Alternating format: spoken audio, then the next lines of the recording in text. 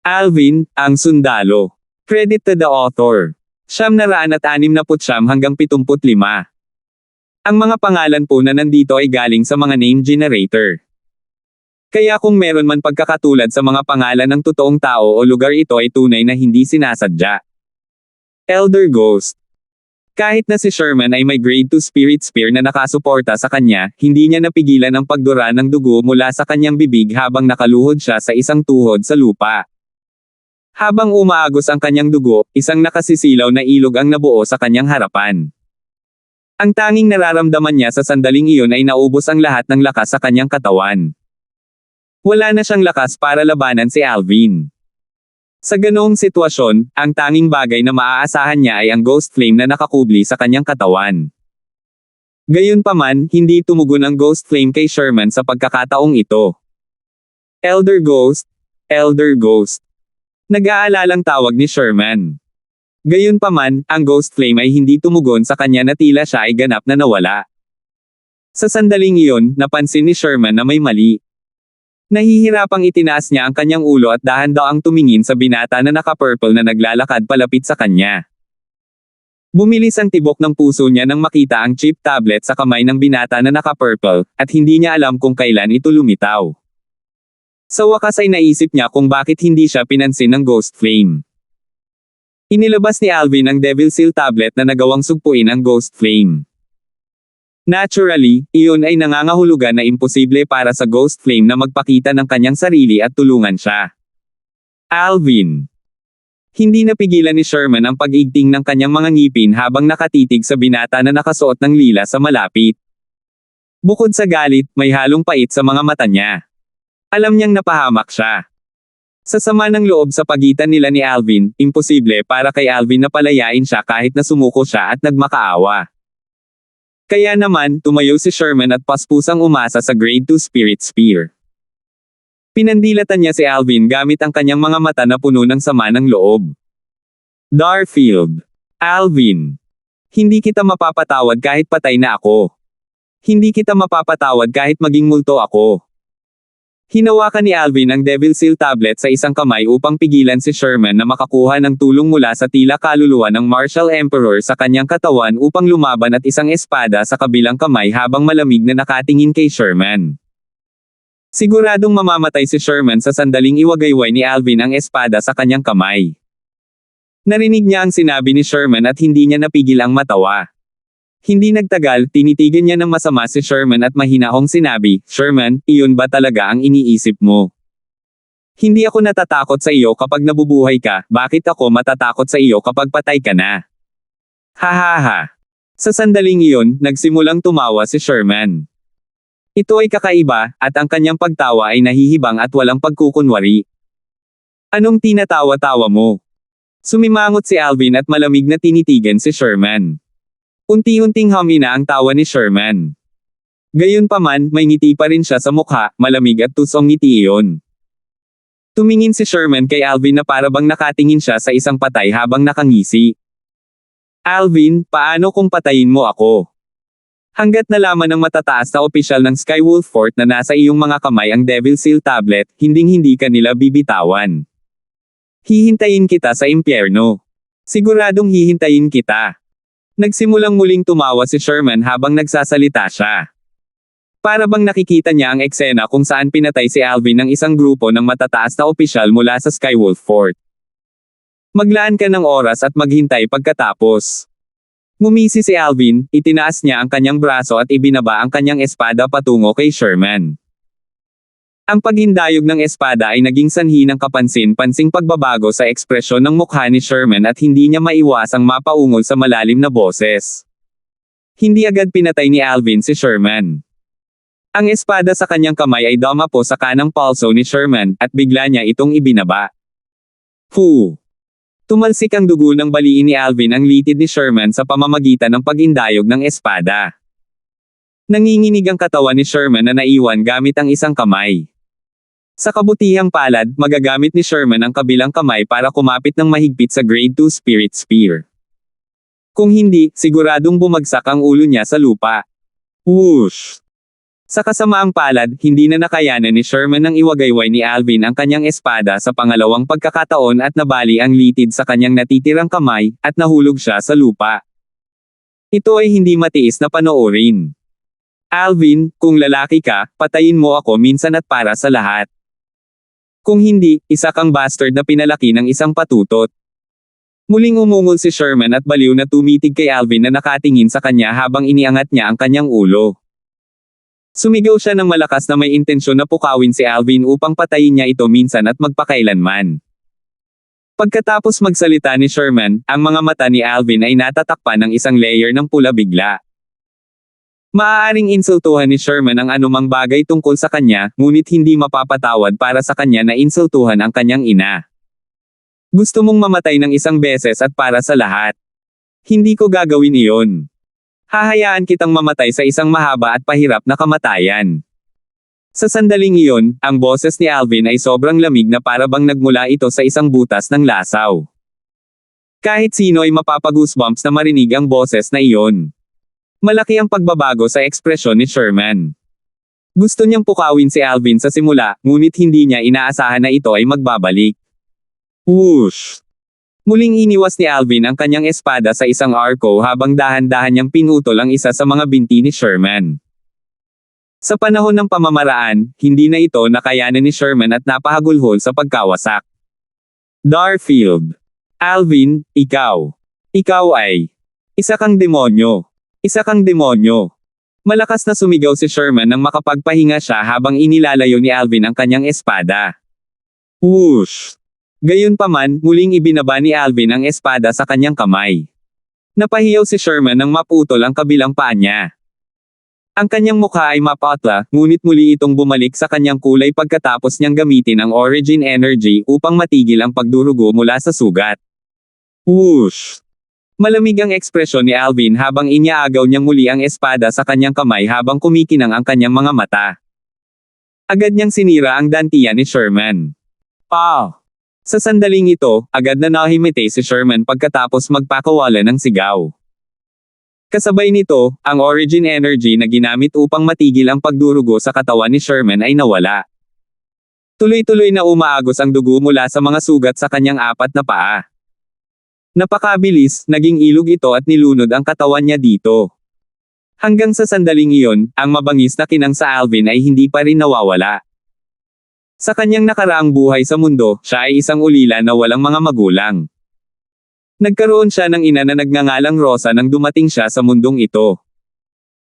Ang pagmamahal na ibinigay sa kanya ni Rosa ay naging dahilan upang tretuhin niya si Rosa tulad ng kanyang kapanganakan na ina. Kung tatanungin siya kung sino ang pinakamahalaga sa kanya sa mundo, walang alinlangan na si Rosa, ang kanyang ina sa buhay na ito. Gaya nga ng kasabihan, bawat dragon ay may reverse scale, tiyak na mamamatay ang isa kapag hinawakan ito. Ang kanyang ina ang kanyang reverse scale. Nagalit siya ng bastyusan ni Sherman ang kanyang ina kanina. Sa sobrang galit niya ay hindi na niya napigilan ang kanyang emosyon. Fu! Mabangis na kumikinang ang mga mata ni Alvin nang mapansin niyang malapit nang mamatay si Sherman dahil sa pagkawala ng dugo habang siya ay hinimatay. Itinaas niya ang kanyang braso at inilabas ang isang bote ng matapang na alak na hindi pa nabubuksan mula sa kanyang special ring. Matapos buksan ang selyo sa bote ng matigas na alak, ibinuhos ni Alvin ang matapang na alak sa ulo ni Sherman. Nawala ng malay si Sherman, ngunit nagising siya nang may pagkahilo mula sa malamig na alak. Gayunpaman, ang tanging naramdaman ni Sherman ay ang matinding kirot sa buong katawan niya nang magising siya, at nagsimula siyang umiyak sa sakit. Paano niya mapapanatili ang kanyang katahimikan mula kanina? Ang cultivation base ni Sherman ay ganap na nawasak, at hindi na niya magagamit ang Origin Energy para matigil ang pagdurugo mula sa kanyang mga sugat. Ang tanging magagawa na lang niya ay tingnan ang dugong umaagos sa kanyang katawan. Sa lalong madaling panahon, ipinikit ni Sherman ang kanyang mga mata at nahimatay muli. Matiyagang ibinuhos ni Alvin ang matapang na alak sa ulo ni Sherman, at muli, ginising si Sherman ng paulit-ulit bilang ganti. Paulit-ulit siyang nagpakawala ng mapangwasak na mga panaghoy bago muling mawala ng malay. Darfield. Alvin. Please. Please just kill me. Nagmamakaawa ako. Ako.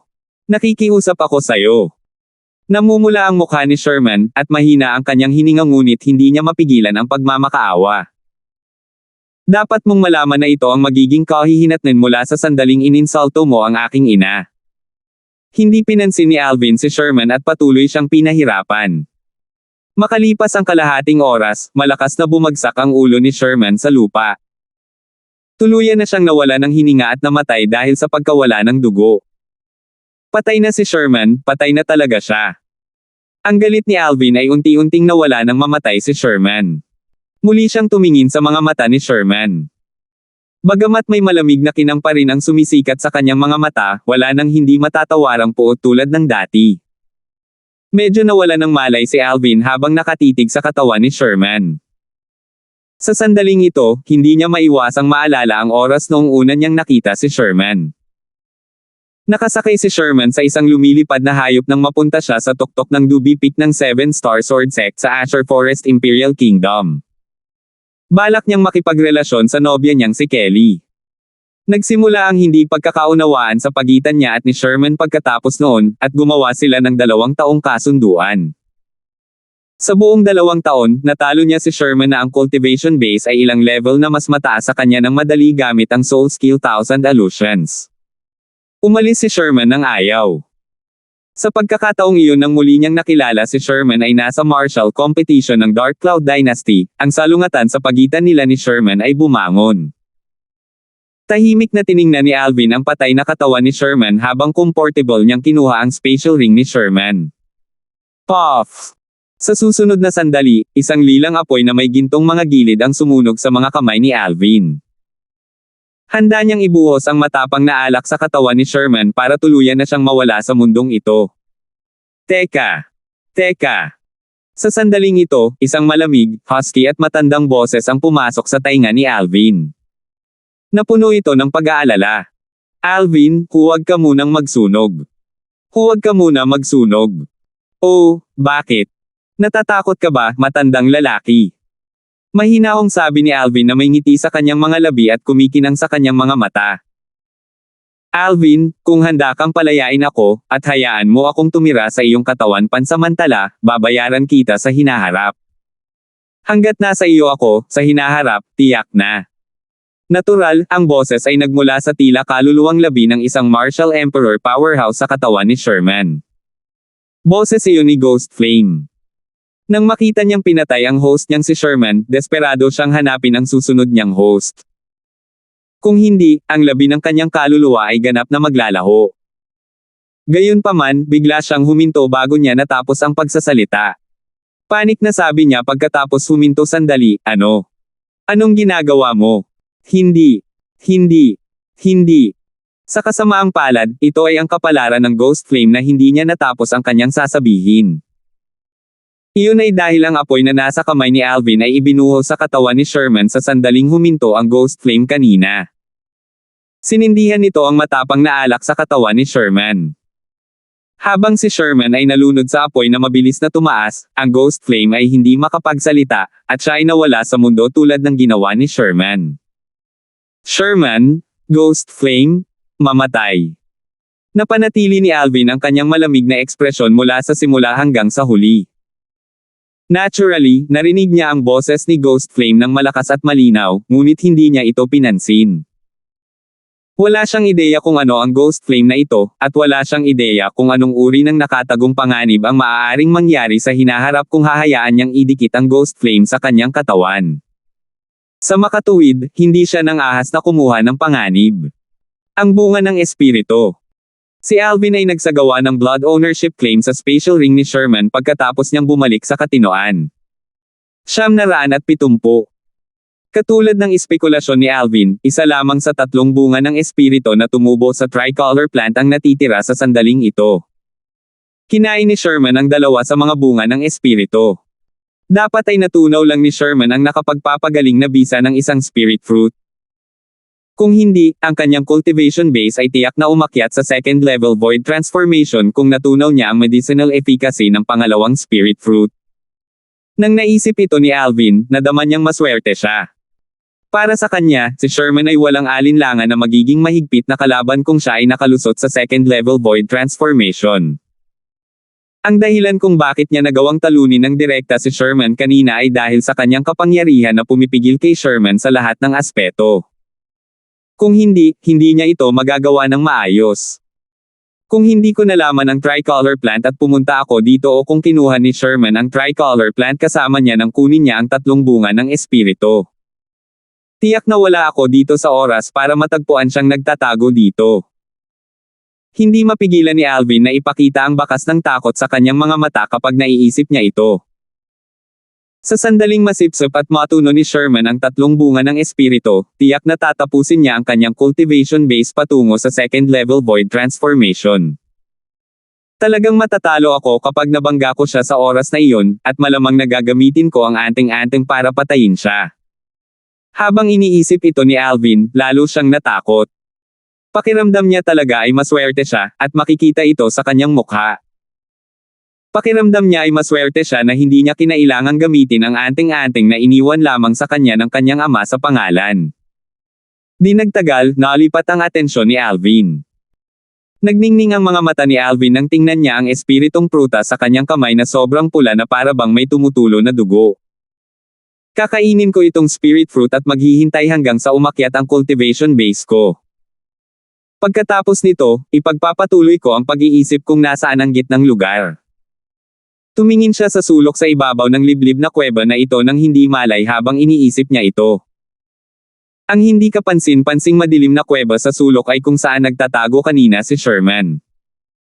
Dito ako magbubungkal kung ganoon. Lumipad si Alvin at pumasok sa madilim na kuweba.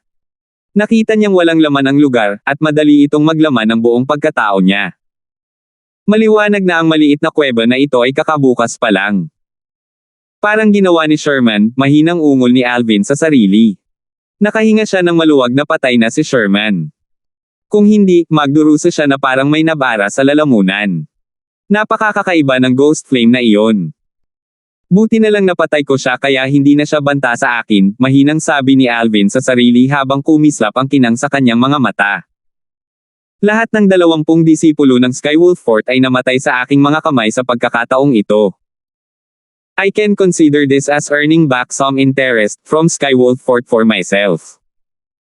Kung alam ng iilang Vice Fort Master sa Skywolf Fort ang lahat ng ito, natatakot ako na magagalit sila at magsusuka sila ng dugo. Lihim na natuwa si Alvin nang maisip niya ito. Noon, muntik na siyang patayin ng mga taga Skywolf Fort dahil pinagnanasaan nila ang Devil Seal tablet sa kanyang mga kamay. Naging sanhi ito ng pagkamatay ng isang inosenteng tao dahil sa kanya. Mula sa sandaling iyon, ang kanyang puot sa Skywolf Fort ay nakaugat na sa kanyang puso. Sa hinaharap, tiyak na pupunta siya sa Skywolf Fort sa Ancient Desert City para turuan sila ng magandang aral kapag nakamit niya ang boost sa kanyang kakayahan. Bukod dito, tiyak na papatayin niya ang 4 na Vice Fort Masters na nanguna sa isang team na humabol sa kanya. Mace, Carmelo, Kang Yu, at Wilson, malakas at malinaw na binibigkas ni Alvin ang 4 na pangalan ng Skywolf Fort Vice Fort Masters habang ang kanyang mga mata ay malamig na kumikinang. Pagkaraan ng ilang sandali, sa wakas ay huminahon si Alvin at inilabas ang pulang espiritong prutas sa kanyang bibig at nilunok ito sa kanyang tiyan. Ang medicinal efficacy ay naging mainit na agos at sumanib kaagad sa kanyang katawan. Sa sobrang bilis, nagsimulang umikot ang origin energy sa kanyang katawan. Ang napakagandang medicinal efficacy mula sa rebirth pill na nakatago sa kaibuturan ng kanyang dantian ay inilabas at ganap na isinama sa origin energy. 9 Dragon's War Sovereign Technique, ang roving dragon form. Sa sandaling ito, si Alvin ay ganap na nalubog sa kanyang paglilinang. Ang kanyang cultivation base ay tumataas sa isang nakakatakot na bilis mula sa dobleng pagpapalakas ng bisa ng panggamot na espiritu ng prutas at sa napakagandang epekto ng rebirth pill sa gamot. Bang!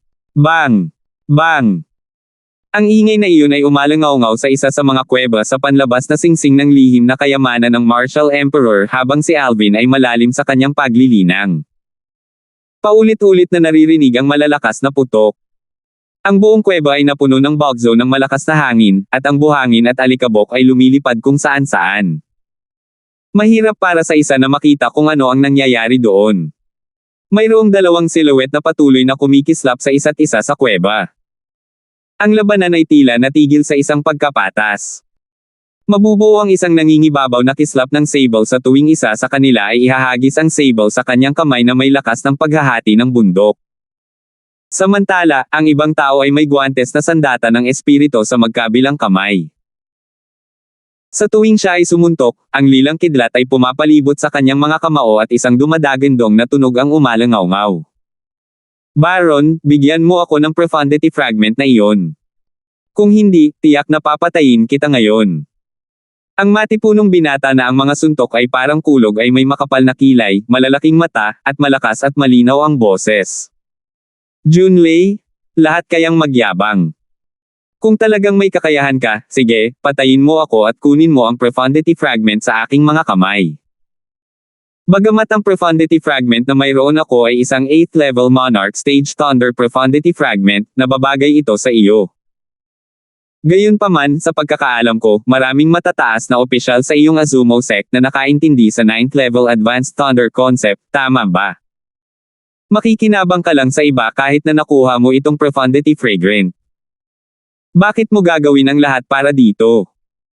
Walang pakialam ang binata na nagpaputok ng dominanteng saber glow mula sa kanyang mga kamay nang harapin ang banta ni Junlei. Sa halip, pinayuhan niya si Junlei. Kung narito si Alvin, tiyak na makikilala niya kaagad ang tao. Minsan na niyang nakilala ang binatang ito, at dati pa silang nagpalit. Siya ay disipulo ni Onikisek, si Baron. Ang sitwasyon sa sandaling ito ay madaling maunawaan. Nakuha ni Baron ang isa sa mga profundity fragment sa panlabas na singsing ng lihim na kayamanan ng Martial Emperor, at ito ang 8th level Monarch Stage Thunder profundity fragment. Napukaw nito ang interes ni Junlei, ang disipulo ng Azumo sect na ipaglaban ang fragment. Mahirap matukoy kung sino ang nanalo dahil draw ito sa pagitan nila ni Junlei. Habang naglalaban sila saglit, tila napansin ni Junlei na mahirap para sa kanya na talunin si Baron. Pagkatapos ay binago niya ang kanyang tono sa isang mas kalmado. Baron, sa pagkakaalam ko, wala ni isa sa mga matataas na opisyal sa Aneka sect ang nakaintindi sa 9th level Advanced Thunder concept. Hindi magagamit ng mga senior official sa Aneka sect kahit ibalik mo pa. Bakit hindi tayo gumawa ng deal? Hanggat handa kang ibigay sa akin itong 8th level Monarch Stage Thunder Profundity Fragment, sasang-ayon ako sa iyong kondisyon basta't ito ay isang bagay na kayang gawin ng ating Azumo sect. Naging desperado ang tono ni Junlei nang maabot niya ang dulo ng kanyang sentensya dahil desperado siyang makuha ang Profundity Fragment sa mga kamay ni Baron. Maliban na lang kung makakapagpalit ka ng Profundity Fragment na makakatulong sa mga senior officials ng Aneka sect. Kung hindi, huwag mong isipin na kunin sa akin ang Thunder Profundity Fragment. Mahinahong sabi ni Baron. Anong klaseng biro yan? Ang Aneka sect na kinabibilangan niya at ang Azumo sect na pinanggalingan ni Junlei ay palaging hindi magkatugma tulad ng apoy at tubig sa lahat ng mga taon na ito. Kung ibibigay niya ang Thunder Profundity Fragment na mayroon siya, ang isa pang Monarch Powerhouse ay walang alinlangan na ipanganak sa Azumo sect. Sa oras na iyon, tatalunan ng Azumo sect ang Aneka sect. Sa makatuwid, kahit na wala sa kanila ang maaaring gumamit ng Thunder Profundity Fragment sa ngayon, imposible para sa kanya na ibigay ito sa mga tao mula sa Azumo sect. Si Junlei ay may solemn na ekspresyon sa kanyang mukha nang marinig niya ang sinabi ni Baron. Bigla siyang gumalaw at mabilis na umatras. Hindi siya hinabol ni Baron nang makita niyang umaatres si Junlei. Sa halip, tumayo siya sa kinaroroonan niya at kalmadong tumingin kay Junlei. Baron, maipapangako ko ito sa iyo, huminga ng malalim si Junlei at nangako, mula sa sandaling ito.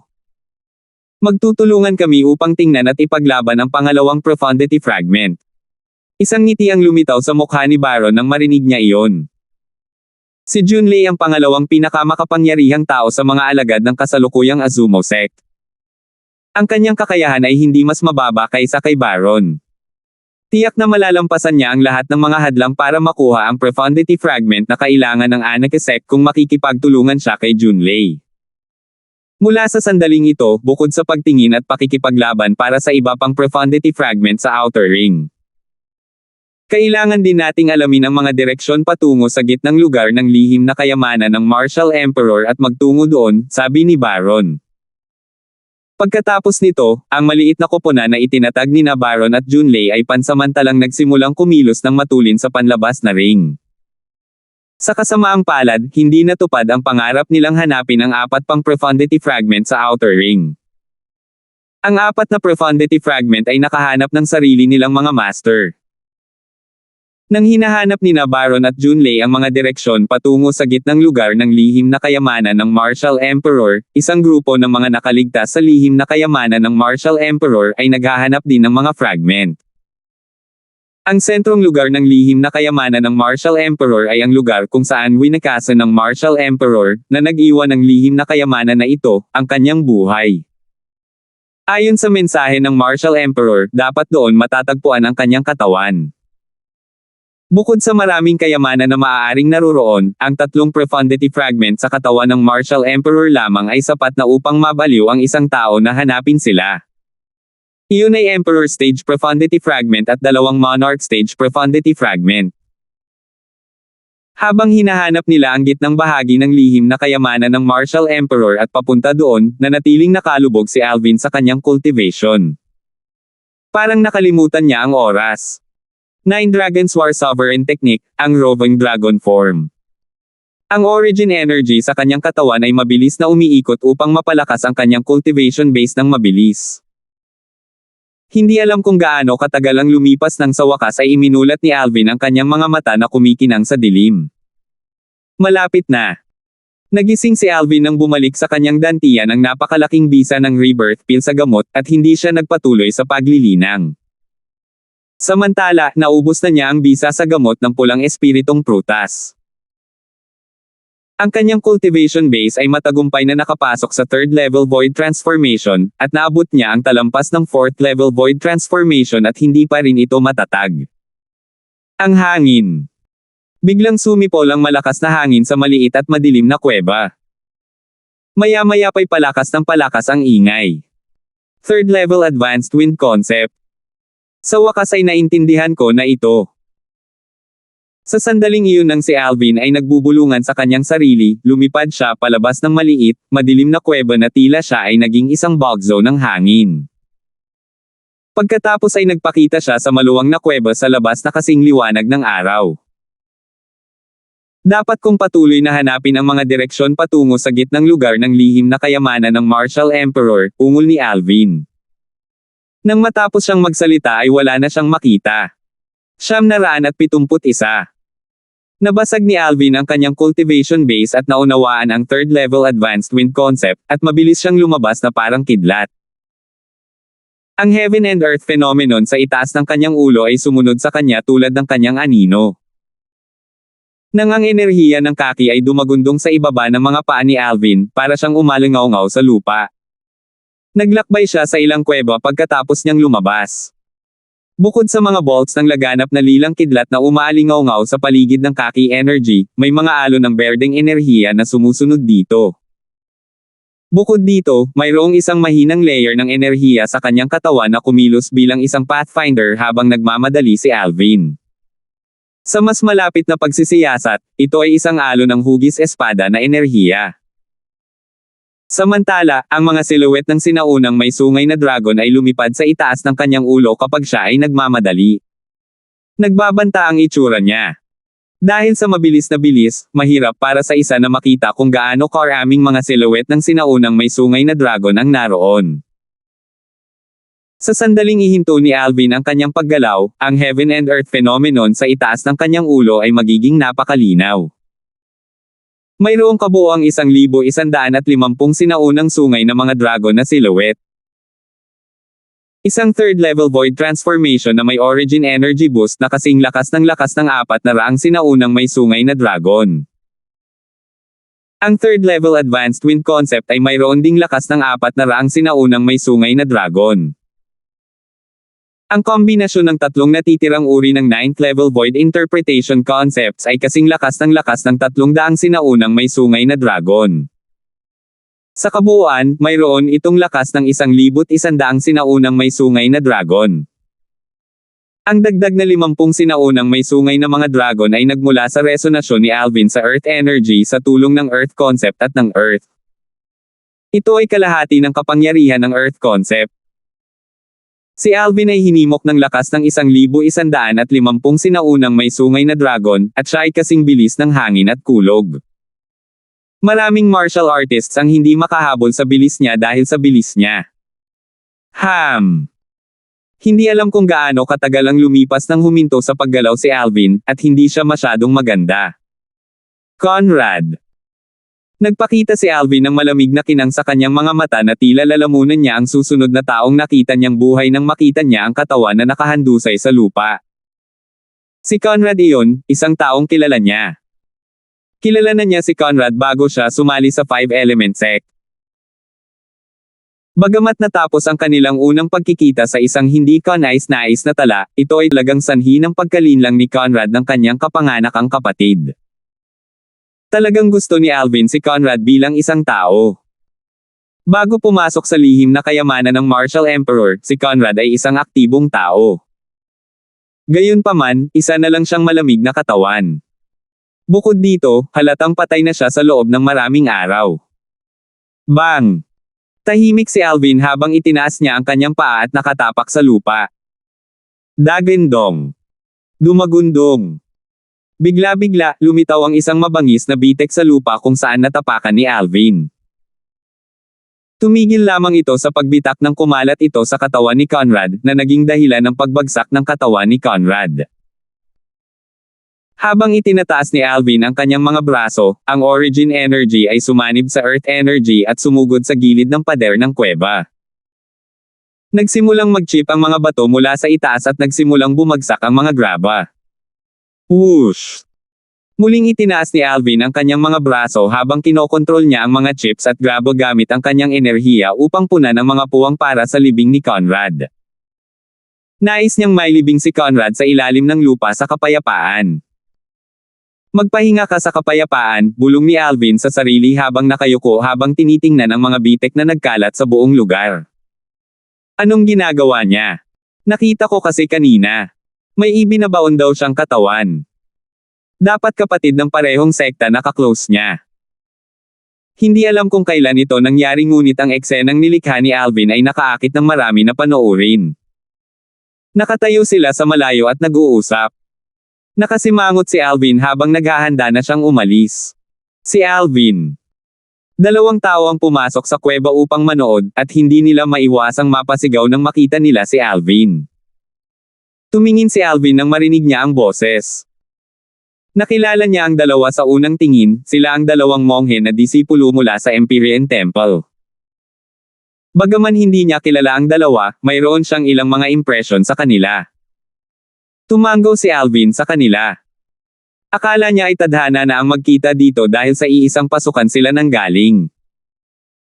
Handa na siyang umalis muli pagkatapos niyang bumati at tumango sa dalawa.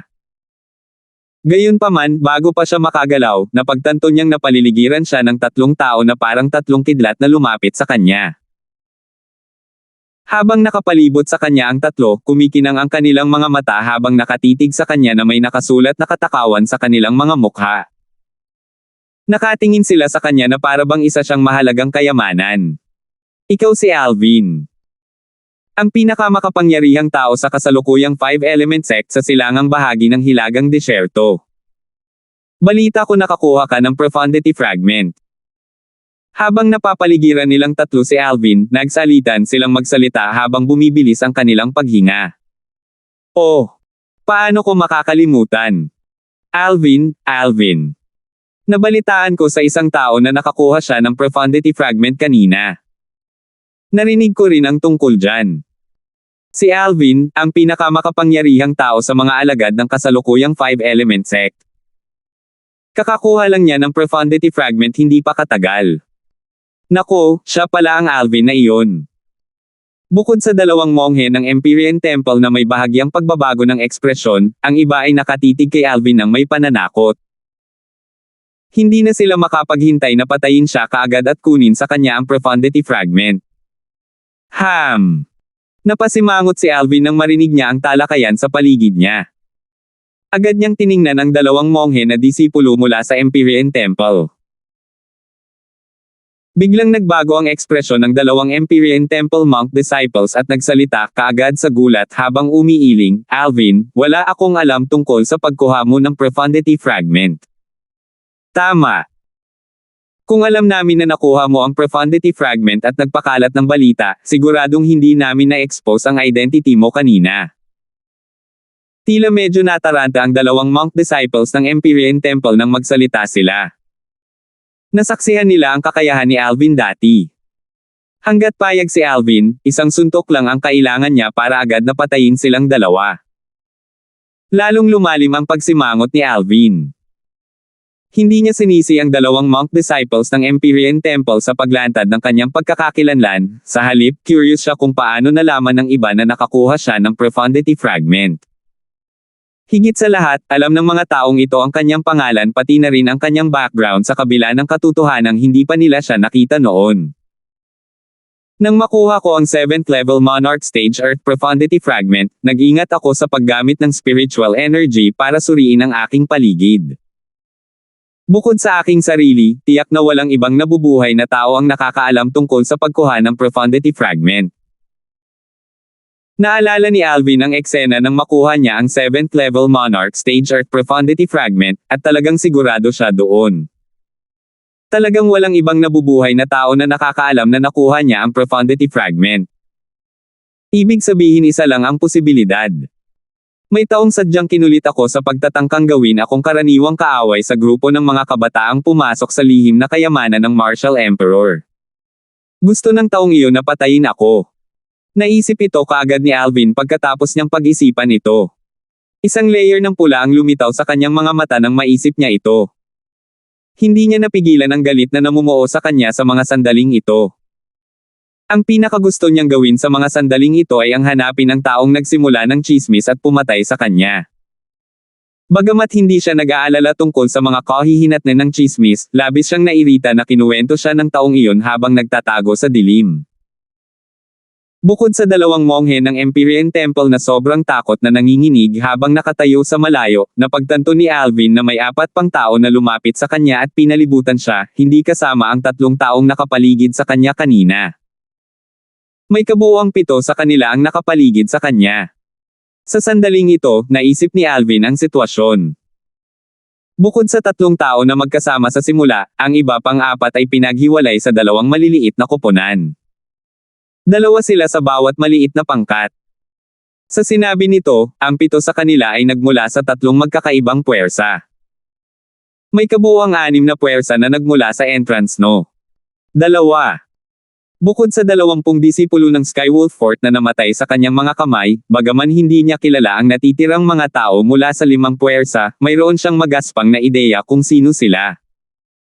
Gayunpaman, wala siyang anumang impresyon sa 7 tao na nauna sa kanya. Kayong lahat ba ay mga disipulo mula sa Anakin Sect, Azumo Sect, at North Nether Sect?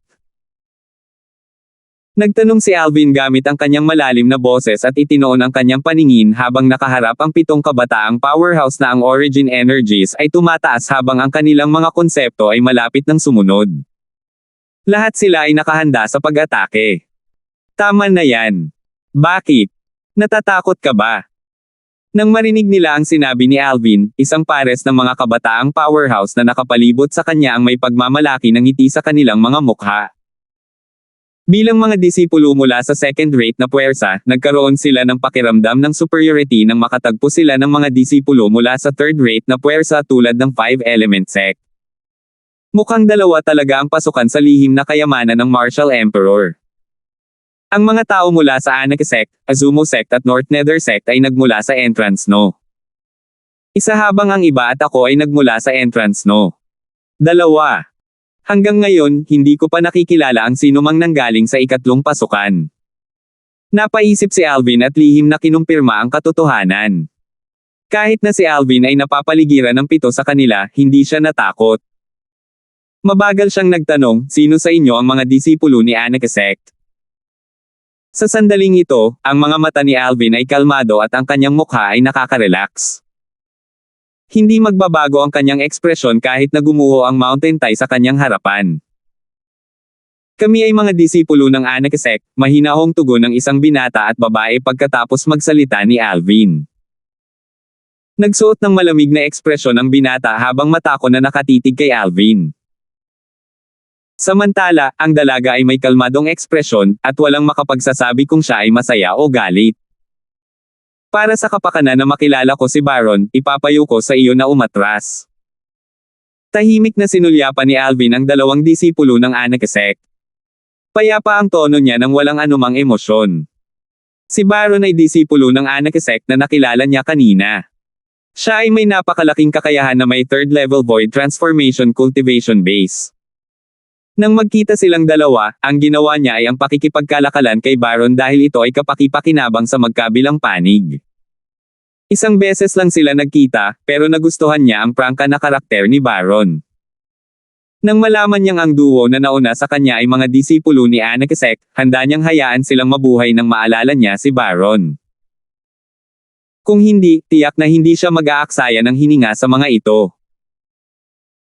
Ang babaeng disipulo ng Anakesek na may kalmadong mukha mula pa noong una ay hindi napigil ang magsalita ng malakas, kilala mo si Senior Brother Baron. Oo, kilala ko siya. Tumango si Alvin. Narinig ng babaeng alagad ng Anakesek ang sinabi nito at umatras pagkatapos nitong tumango. Iniligtas ni Senior Brother Baron ang buhay ko. Dahil kaibigan ka niya. Hindi kita bibigyan ng mahirap na oras ngayon. Paano kung kilala mo si Senior Brother Baron? Dapat kong kunin sa iyo ang profundity fragment. Gayunpaman, hindi pinahahalagahan ng lalaking disipulo ng Anakesek ang awa ni Alvin. 972. Si Alvin ay tila hindi niya narinig ang sinabi ng lalaking disipulo mula sa Anakesek. Napatingin siya sa anim pang nakapaligid sa kanya at sinabing, kayong anim. Sabay-sabay kayong lumapit sa akin. Nang marinig ng anim na batang powerhouses mula sa second-rate na puwersa ang sinabi ni Alvin at nakita ang pagwawalang bahala sa kanyang mukha, kapansin-pansing nagbago ang kanilang mga mukha, at lahat sila ay lubos na nagalit dito. Isang disipulo mula sa isang third-rate na puwersa na hinahamon silang anim mula sa second-rate na puwersa. Provocation. Direktang provokasyon. Dahil gusto mong mamatay, tutulungan ka namin dito. Ipapaalam namin sa iyo, ang mga disipulo mula sa mga third-rate na puwersa na tulad mo ay katulad ng mga langgam sa mata ng mga disipulo mula sa pangalawang rate na puwersa na tulad namin. Madali lang kasing pumatay ng manok o magputol ng damo para patayin ka namin. Anim sa mga disipulong mula sa pangalawang antas ang sumalakay ng sabay-sabay habang hinahampas nila si Alvin. Ganap nilang inilapat ang kanilang origin energies, at ang kanilang mga konsepto ay sumunod na parang mga anino habang inilabas nila ang mga sandata ng espiritu sa kanilang mga kamay at ibinigay ang kanilang pinakamahusay na pagbaril. Sumunod sila kay Alvin ng may mahusay na momentum. Ang bawat isa sa kanila ay may ilang daang mga sinaunang may sungay na mga silhwete ng mga dragon sa espasyo sa itaas nila habang sila ay umaakyat patungo kay Alvin na napapalibutan sa gitna. Mahigit sa 3,000 sinaunang may sungay na mga silhwete ng dragon ang bumuo ng isang pagkubkob at lumundag patungo sa posisyon ni Alvin na nakabuka ang kanilang mga pangil at kuko. Boom! Boom! Boom! Ang buong puwersa mula sa mga disipulo ng anim na pangalawang rate na puwersa ay naging sanhi ng mabilis na pagkompres ng hangin, at umalangaw-ngaw ang sunod-sunod na pagsabog ng hangin na kasing lakas ng mga sumasabog na minahan. Nang tumunog ang mga pagsabog ng hangin, ang mga jet ng airwaves ay gumulong sa lahat ng direksyon at naging mga bulk zone ng malakas na hangin. Ang mga kasuotan ng lahat ay pumutok at rinig na rinig ang mga ingay.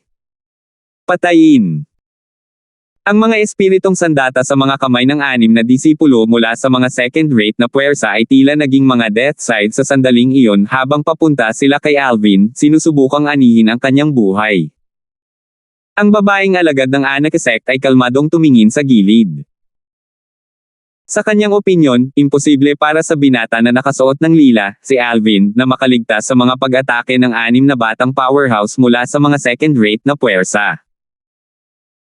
Gayunpaman, nang hindi sinasadyang dumapo ang kanyang tingin sa dalawa pang nakikinig, napagtanto niyang nakikiramay silang nakatingin sa 6 na batang powerhouse mula sa mga second-rate na puwersa na kasama niya. Ang kanyang puso ay agad na lumubog, at siya ay nagkaroon ng isang nagbabala na premonition. Sapat na ba ang lakas ng binata na nakasuot ng lila upang harapin silang 6? Nakaramdam siya ng kaunting absurd sa pag-iisip. Isang alagad mula sa isang third-rate na puwersa, kahit na siya ang no. Isa sa mga kabataan, imposible pa ring labanan ang 6 na batang powerhouse na hindi mas mababa sa kanya. Gayunpaman, natigilan siya sa susunod na sandali. Namula ang mukha niya na parang sinasakal ang lalamunan. Nanlaki ang mga mata niya habang nakatitig sa eksenang nasa harapan niya, na puno ng pagtataka at pagkamangha ang mga mata niya.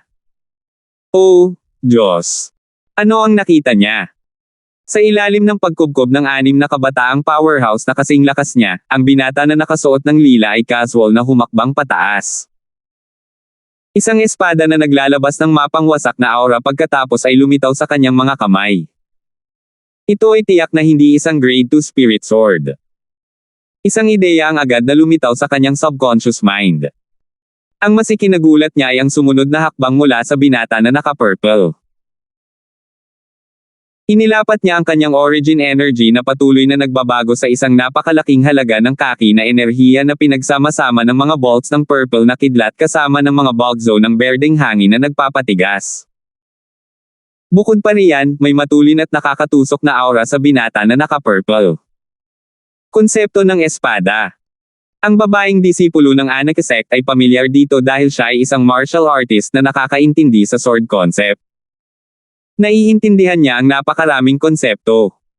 Lahat sila ay tila nasa mataas na antas din. Sa loob ng ilang paghinga, ang disipulo ng babaeng Anakesect ay nagkaroon lamang ng oras para malaman ito. Sa sumunod na sandali, nasaksihan niya ang isang hindi malilimutang eksena. Ito ay isang eksena na nagmumulto sa kanya sa natitirang bahagi ng kanyang buhay at nagpapasalamat sa kanyang pinili ngayon. Malinaw na nakita ng alagad ng babaeng Anakesect nang itinaas ng binata na naka-purple ang kanyang kamay at ibinaba ang kanyang espada. Isang nakakatakot na sword chi ang umikot na kasing bilis ng isang kidlat, at ito ay tumagal ng napakadaling panahon. Di nagtagal, lahat ng 6 na batang powerhouse, na sumusugod sa kanya ng may matinding momentum, ay nalaslas sa kanilang mga baywang sa dalawang hati. Ang kanilang hindi kumpletong mga bangkay ay nagkapira-piraso dahil sa pagkawalang galaw. Nangyari ang lahat sa isang kisap mata, lahat silang 6 ay namatay ng walang oras para kahit isa sa kanila ay sumigaw. Ang alagad ng babaeng Anakesect ay ganap na natigilan. Napagtanto lang niya ang nangyari pagkaraan ng ilang sandali. Puno ng takot ang mukha niya habang bumubulong, "Senior Brother Baron. Utang ko ulit sa iyo ang buhay ko." Alam niyang kung hindi siya atras ng banggitin ng binata na naka-purple si Baron, maaaring mahigit 6 ang nasawi. Hindi na sana siya mananatiling buhay. Boom! Boom! Boom! Boom! Ang mga piraso ng hindi kumpletong bangkay ay nahulog sa lupa at mabilis na tinina ang lupa ng pula tulad ng isang ilog ng dugo, at ito ay kakilakilabot. Nagulat at namutla ang dalawang alagad ng Empyrean Temple habang nanginginig ang kanilang mga katawan. Bagamat inaasahan na nilang mangyayari ang eksenang nauna sa kanila, hindi pa rin nila maiwasang makaramdam ng takot nang masaksihan nila ito. Ang 6 na batang powerhouse ay maaaring mga disipulo mula sa second-rate na puwersa, ngunit para sa kanila, ang lakas ni Alvin mula sa 5-element sect ay nalampasan ang mga ordinaryong disipulo mula sa second-rate na puwersa. Hindi sila mapapantayan sa lakas ni Alvin maliban kung sila ang pinakamagaling sa mga nakababatang henerasyon mula sa second-rate na puwersa. Para naman sa pinakamahusay sa mga nakababatang henerasyon mula sa mga second-rate na puwersa, bagamat wala pa silang nakita, maaari pa rin nilang matukoy na ang 6 na tao na sumalakay kay Alvin ay wala sa ganoong antas. Ang 6 sa kanila ay higit sa lahat ang mas mahusay sa mga kabataan mula sa pangalawang antas na puwersa. Gayunpaman, ang kakayahan ni Alvin na agad na pumatay ng 6 na first-level Void Transformation Disciples mula sa second-rate forces sa isang galaw ay nagkaroon ng takot sa kanilang mga puso. Mukhang tumaas ang lakas ni Alvin. Nagkaroon sila ng parehong conclusion habang nakatingin sila sa isa't isa. Ang kaibuturan ng kanilang mga mata ay puno ng takot na nagmumula sa kaibuturan ng kanilang mga puso. Nasobrahan mo na ang sarili mo. Habang malamig na sumulyap si Alvin sa 6 sa mga hindi kumpletong bangkay sa lupa, may bakas ng lamig sa gilid ng kanyang bibig. Natukoy ng kanyang espiritual na enerhiya ang antas ng paglilinang sa kanilang 6. Lahat sila ay mga martial artists sa first level void transformation na wala pa sa kanya. Gumalaw ang waves of origin energy habang itinaas ni Alvin ang kanyang mga braso, pinanatili niya ang grade 2 spirit weapons at spatial rings na pag-aari nilang 6. Ito ang mga trepeo at bunga ng kanyang paggawa. Pagkatapos, casual na sinulyapan ni Alvin ang disipulo ng babaeng Anaka sect at 2 sa mga monghe ng Empyrean Temple. Alvin, hindi namin sasabihin kahit kanino na nakakuha ka ng Profundity Fragment, nagmamadaling sabi ng 2 monk disciples ng Empyrean Temple nang makita nila ang tingin ni Alvin. Kinagat nila ang kanilang mga daliri at mabilis na nanumpa gamit ang kanilang dugo sa 99 Heavenly Tribulation. Natahimik si Alvin nang makita niya iyon. Kailan niya sila hiniling na minampa? Alam niya sa kanyang puso na sadyang nag-leak ang balitang nakakuha siya ng Profundity Fragment. Ligtas na ipagpalagay na karamihan sa mga batang powerhouse sa lihim na kayamanan ng Martial Emperor ay alam na ang tungkol dito. Bukod sa mga walang alam, dapat alam na ng lahat. Kahit sino pa yan. Ang mga tumama sa below the belt ay dapat suklian ng walang katapusang galit ko. Nanlamig ang mga mata ni Alvin habang ang galit sa kanyang puso ay tumataas. Shoo! Sa ilalim ng maingat na mga tingin ng parehong monghe ng Empyrean Temple at ng babaeng Anaka Sect's disciple, si Alvin ay gumalaw at nawala sa harap ng kanilang mga mata sa isang segundo na para bang siya ay nawala sa hangin. Saka lang silang tatlo nakahinga ng maluwag. Sa harap ni Alvin, naramdaman nilang inapi sila mula sa kaibuturan ng kanilang mga puso. Siya ay isang malamig na Diyos ng slaughter. Nang tingnan nila ang 6 na hindi kumpletong bangkay sa harapan nila, muling namutla ang kanilang mga mukha, at isang bakas ng takot na nagmumula sa kaibuturan ng kanilang mga puso ay sumilay sa kanilang mga mata. Ang babaeng alagad ng Anaka sect ay tumingin sa 2 monk disciples ng Empyrean Temple at mahinahong nagtanong, "Kayong 2? Alam ninyong napakalakas niya." Siyempre.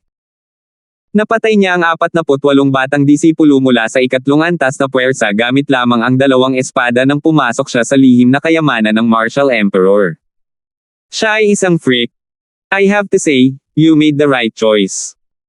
Kung hindi, matatapos ka rin tulad nila, sabi ng 2 monk disciples ng Empyrean Temple habang ang kanilang mga tingin ay dumapo sa mga labi na nakasalansan sa isang ilog ng dugo sa kanilang harapan at hindi sinasadyang muling kinilig. Pinatay ang 48 batang disipulo mula sa 3 antas ng puwersa gamit ang 2 espada. Ang alagad ng babaeng Anaka sect ay hindi maiwasang mapapikit. Ang mga ipinadala sa lihim na kayamanan ng Martial Emperor ay ang mas malakas sa mga nakababatang henerasyon ng mga alagad ng 3 antas, hindi sila magiging mahina.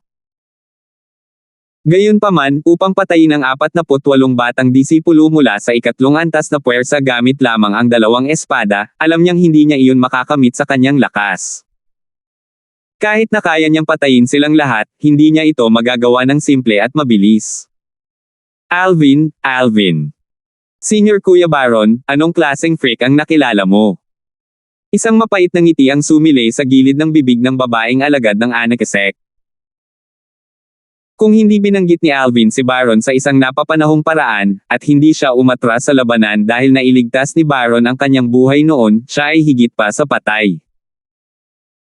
Natural, walang oras si Alvin para alamin ang kalagayan ng pag-iisip ng mga monk disciples ng Empyrean Temple at ng babaeng alagad ng Anaka sect. Nagpatuloy siya sa paghahanap ng mga direksyon patungo sa gitnang bahagi ng lihim na kayamanan ng Martial Emperor.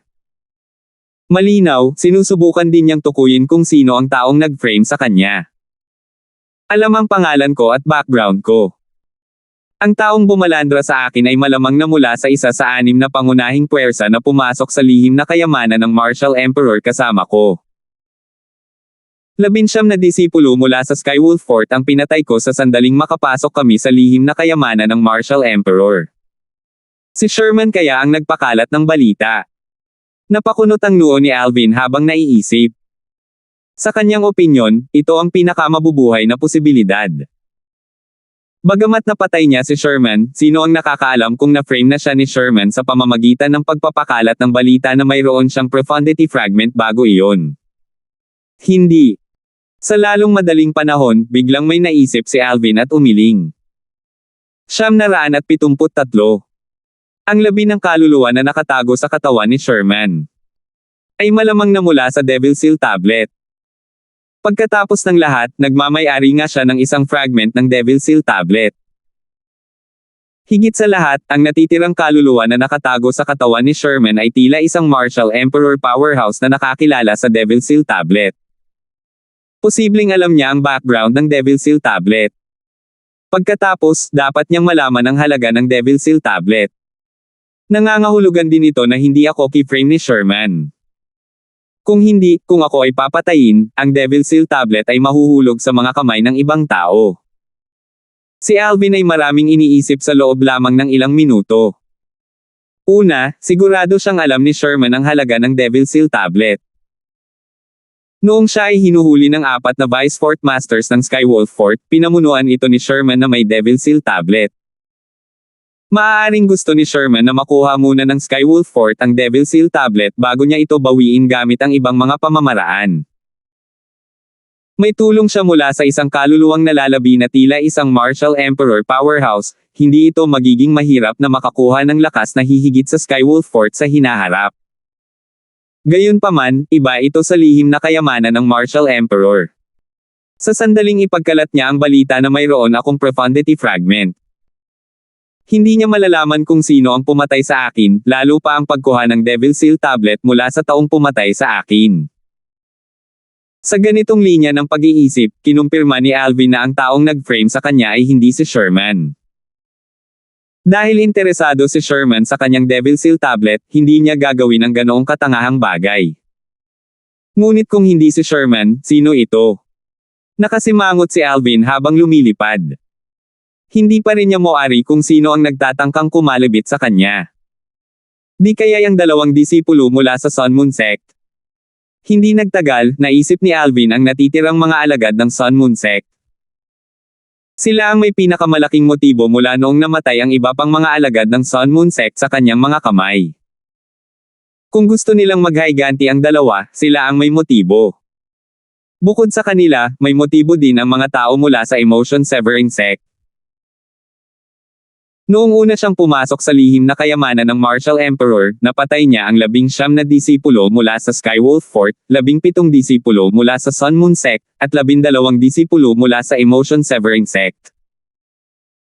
Posible na sa mga natitirang disipulo ng Emotion Severing Sect, may iilan na gustong ipaghiganti ang namatay na mga alagad ng Emotion Severing Sect, bulong ni Alvin. Di nagtagal, nagpakawala si Alvin ng mapait na ngiti. Nariyan din ang alagad ng Blade Sect, si Ashong. Ang kanyang braso ay pinutol ni Irish bago pumasok sa lihim na kayamanan ng Martial Emperor dahil sa akin. Bagamat muli niyang kinabit ang kanyang braso, sigurado akong galit siya sa akin. Nag-iisip si Alvin habang patuloy siyang naghahanap ng mga posibleng sospek. Habang nagsusuri siya, napagtanto niya na kahit na ang disipulo ng Blade Sect, ang mga alagad ng Empyrean Temple o kahit na ang mga disipulo ng Five Element Sect, lahat sila ay tila may posibilidad na balangkasin siya. Ito ay sakit sa ulo. Umiling si Alvin at tumigil sa pag-iisip. Gayunpaman, ang kanyang mga mata ay nagpakita ng isang malupit at malamig na liwanag. Hindi mahalaga kung sino ito. Naglakas loob silang i-frame ako. Papatayin kita at hahayaan kang mamatay ng kakilakilabot kapag nahuli kita. Mabilis na kumilos si Alvin, kasing bilis ng hangin, habang naglalakbay siya sa mga kuweba. Sa paglalakbay ni Alvin, nakarinig siya ng mga Saturday tungkol sa kanya mula sa maraming nakaligtas na mga kabataang powerhouse. Pinag-uusapan nila ang isyu ng profundity fragment. Pagkatapos ng kalahating buwan, sa wakas ay nakumpirma ni Alvin ang mga direksyon patungo sa gitnang lugar ng lihim na kayamanan ng Martial Emperor at nagtungo doon. Sa wakas nakumpirma na ang direksyon.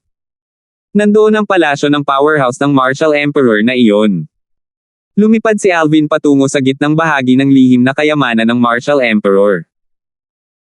Ang kanyang bilis ay nasa pinakamataas, ang tanging natitira upang makita ng mga batang powerhouse sa daan ay isang lilang malakidlat na figure. Ang bilis naman kumilos ng taong yun.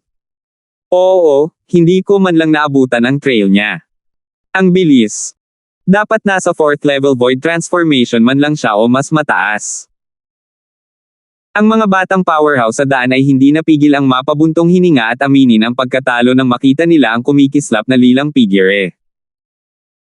Habang patungo si Alvin patungo sa gitnang bahagi ng lihim na kayamanan ng Martial Emperor, maraming kabataang powerhouse na nakakalat sa lihim na kayamanan ng Martial Emperor ang nakaisip din ng mga direksyon patungo sa gitnang lugar at naglalakbay doon. Nakakuha si Brother Alvin ng Profundity Fragment. Dalawang figure ang mabilis na lumilipat patungo sa gitnang bahagi ng lihim na kayamanan ng Martial Emperor. Nagulat ang isa sa kanila sa narinig nilang usapan sa daan. Baron, alam mo ba iyon Alvin? Ang isa pang tao ay si Junlei, siya ang pangalawang pinakamalakas na powerhouse ng nakababatang henerasyon mula sa Azumo Sect. Ang dating figure ay si Baron, ang pangalawang pinakamalakas na powerhouse ng nakababatang henerasyon mula sa Aneka Sect. Kilala ko siya. Maaari siyang ituring na isang kaibigan. Pero, hindi ko na malaya na may kakayahan pala siyang makakuha ng Profundity Fragment. Tumango si Baron, baka sa mukha niya ang pagtataka nang magsalita siya. Hindi niya akalain na ang binata na minsan niyang nakita ay may ganoong lakas. Bilang isang taong nakakuha ng Profundity Fragment sa panlabas na bahagi ng lihim na kayamanan ng Martial Emperor, malinaw niyang alam na kailangan ng isang tao ng sapat na lakas at swerte para makakuha ng Profundity Fragment. Ang mga puppet na nagbabantay sa Profundity Fragment ay naging mahirap na. Bukod sa mga puppet, ang mga kahon na naglalaman ng Profundity Fragment ay maglalabas ng napakatalim na tunog upang maakit ang mga tao sa malapit. Kung hindi madaig ng isang tao ang mga naaakit, ang Profundity Fragment ay kailangang ibigay. Kaya naman, para makakuha ng Profundity Fragment, pangalawa ang swerte, at ang lakas ang pinakamahalagang salik. Pag nakilala ko siya, aagawin ko sa mga kamay niya ang Profundity Fragment. Hindi ka naman makikialam ha. Namilog ang mga mata ni Junlei habang tahimik na nagtanong. Kung makikilala ko siya, tatanungin ko siya kung anong uri ng Profundity Fragment ang mayroon siya. Kung ito ang kailangan ng Aneka Sect, susubukan kong ipagpalit ang Profundity Fragment ko sa kanya, mahinahong sabi ni Baron, hindi niya sinagot si Junlei.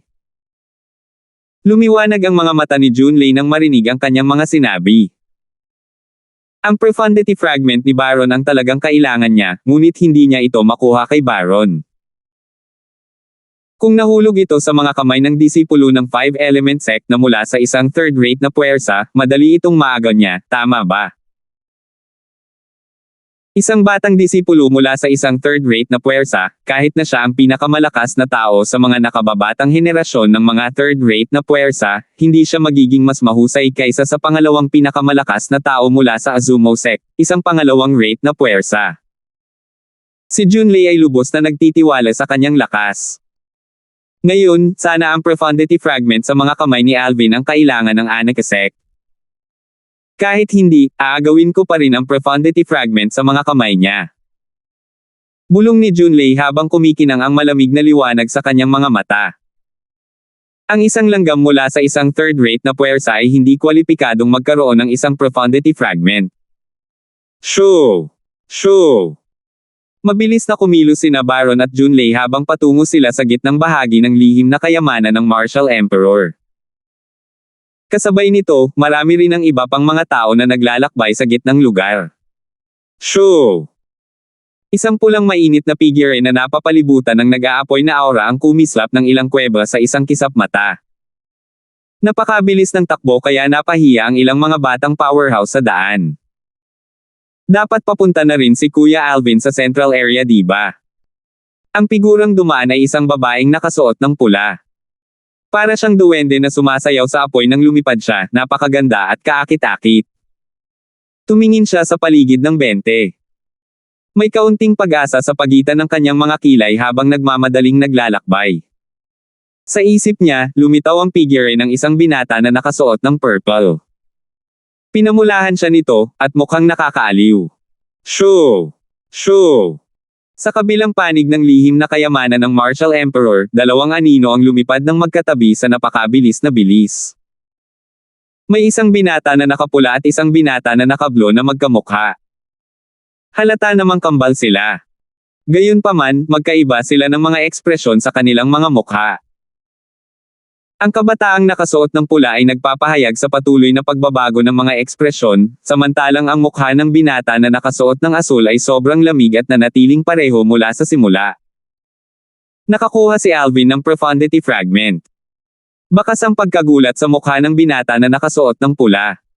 Kung titignan mo, kasing swerte natin siya.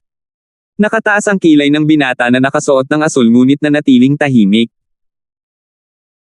Ang Profound Assimilation Formation na nakita namin sa Secret Treasure ng Martial Emperor ay mas makapangyarihan kaysa sa naranasan namin sa sekta. Base sa kung paano umunlad ang concepts namin, masasabi mong ang Profound Assimilation Formation ay may maraming concept fragment na mas mataas ang grades, bulalas ng nakapulang binata. Ang pares ng kambal na ito ay ang Niger Twins mula sa 5-element sect. Ang nakaasul na binata na may mabatong mukha ay si Chad, at ang nakapulang binata na mukhang nabighani ay si Renz. Ang magkapatid ay magkasalungat, ang isa ay tahimik at ang isa ay masigla. Mula nang pumasok sila sa lihim na kayamanan ng Martial Emperor, nakakuha na sila ng Grade 1 Spirit Weapon bilang karagdagan sa pagpasok sa isang automatikong na-activate na Profound Assimilation Formation. Nasa loob sila ng Profound Assimilation Formation sa loob ng 3 oras, at ang kanilang mga konsepto ay bumuti ng husto. Ang improvement kumpara sa improvement na naranasan nila sa Profound Assimilation Formation sa 5-element sect ay parang pagkukumpara sa langit at lupa. Ang Profound Assimilation Formation ng 5-element sect ay wala bago ang Profound Assimilation Formation sa lihim na kayamanan ng Martial Emperor. Sayang ang Profound Assimilation Formation ay isang beses lang ma-activate. Kung hindi, naiintindihan sana natin ang 9th level advanced concept kung papayagan tayong pumasok muli, bumantong hininga si Renz at naaawa sa buong mukha niya. Sakam. Malamig na sabi ni Chad. Ayaw mo. Sinulyapan ni Renz si Chad ng may panunuya. Gayunpaman, ang aming pagtatagpo ay mas mahusay kaysa kay Alvin. Bagamat nakakuha siya ng isang profundity fragment, kailangan niyang ibigay ito sa sekta. Hey!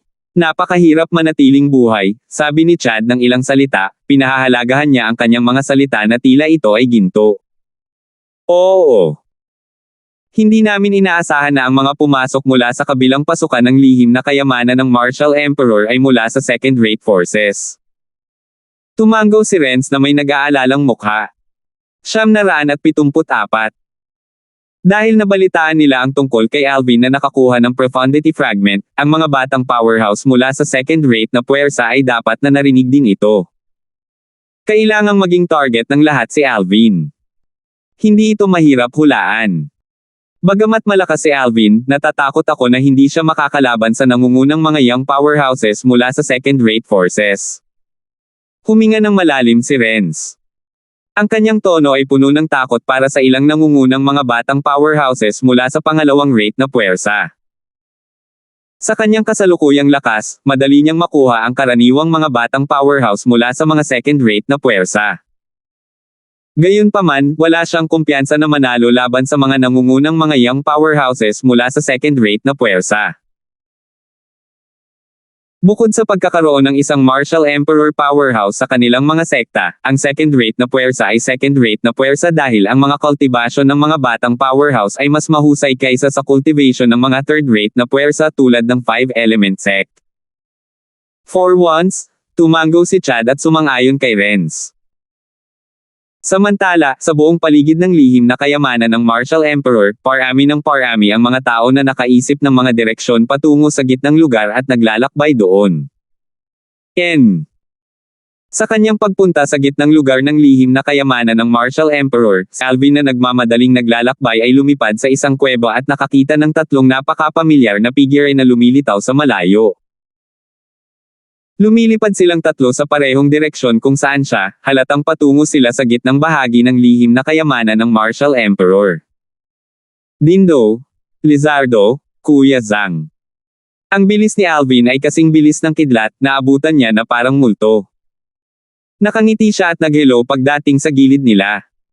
Silang tatlo ay walang iba kundi si Dindo, Lizardo, at Sandro. Hindi inaasahan ni Alvin na magkikita sila rito, lalo pat makita silang tatlo na magkasama. Alvin. Kuya Alvin. Ang hitsura ni Alvin ay isang malaking sorpresa para kay Dindo, Lizardo, at Sandro. Ang muling pagkakita kay Alvin ay nagdulot ng pananibik sa kanilang mga mata. Alvin, mabuti para sa iyo. Akala ko ay pinatay ka na ng mga kamay ng iba. Pabiro na sabi ni Dindo.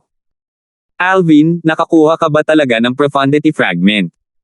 Tumingin si Lizardo kay Alvin at nagtanong na may matalim na tingin. Tumingin din si Sandro kay Alvin. Kung sasabihin kong hindi, maniniwala ba kayong lahat? Nang marinig ang tanong ni Lizardo, alam ni Alvin na malamang narinig nilang tatlo ang tungkol sa chismis na nakakuha siya ng profundity fragment. Hindi niya maiwasang mapangiti ng mapait. Bagamat nakakuha siya ng profundity fragment, iyon ay isang bagay na hindi alam ng ibang nabubuhay na tao. Tungkol naman sa kumakalat na chismis, ito ay isang setup lamang. Hindi. Nang marinig ang tugon ni Alvin, hindi lamang sina Lizardo at Sandro, maging si Dindo ay nagulat. May nagtatangkang mag-set up sa akin. Nagkaroon ng kislap sa mga mata ni Alvin, isang kislap ng lamig ang dumaan na tila naghihintay ng pagkakataong lumunin ang isang tao. Hindi ko pa alam kung sino yun, pero isa lang ang sigurado, dapat pumasok yung tao mula sa entrance no. Dalawa sa amin. Tiyak na papatayin ko sila kapag nalaman ko kung sino iyon, sinuntok ni Dindo at galit na sinabi. Nalungkot ang mukha niya nang marinig ang sinabi ni Alvin. Sa pamamagitan ng pag-frame mo ng ganito, halatang gusto kanyang patayin. Dapat may sama ng loob sa iyo ang taong iyon. Hindi kaya ang dalawang natitirang disipulo ng Sun Moon Sect? Espekulasyon ni Lizardo. Maaaring si Asyong din. May kumislap sa mga mata ni Sandro na nakatayo sa gilid. Tahimik niyang sinabi, sa Blade Sect, alam ng lahat na si Asyong ay laging may sama ng loob at naghihiganti. Tiyak na hindi siya susuko ng ganoon kadali pagkatapos ng malaking pagkawala kay Brother Alvin. Naisip ko ang mga taong ito na binanggit ninyong lahat. Itinuring ko nga ang mga alagad ng Emotion Severing Sect. Kung tutuusin, lahat sila ay may motibo.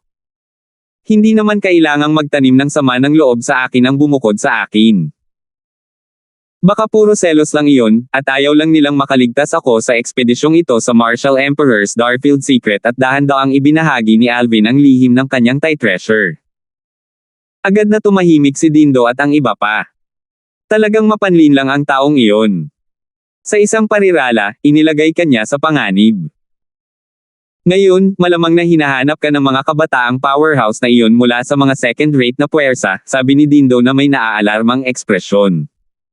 Second-rate na puwersa. Napataas ang kilay ni Alvin nang marinig ang sinabi ni Dindo.